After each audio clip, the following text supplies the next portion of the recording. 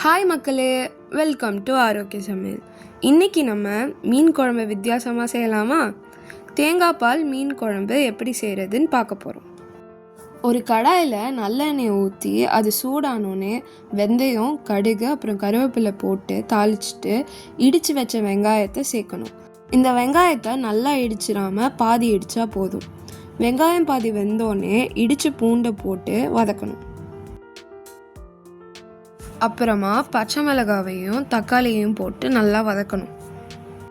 இந்த ஸ்டேஜில் உப்பு போட்டால் தக்காளி சீக்கிரமாக வதங்கும்.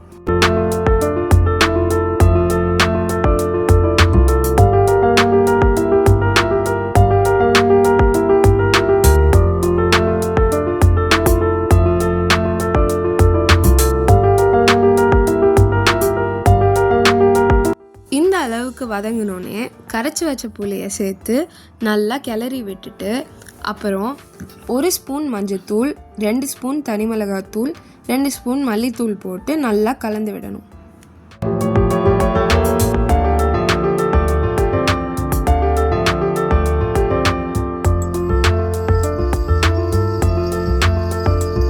இப்போது இந்த குழம்புக்கு தேவையான பாதி அளவு தண்ணியை ஊற்றிக்கணும்.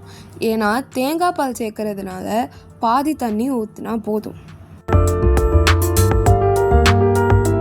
இப்போது நல்லா குழம்பு கொதித்து எண்ணெய் பிரிஞ்சு வர ஸ்டேஜில் கொஞ்சமாக ஜீரகம் அப்புறம் தேங்காய் போட்டு அரைச்சி வடிகட்டின பாலை இதில் சேர்த்துக்கலாம்.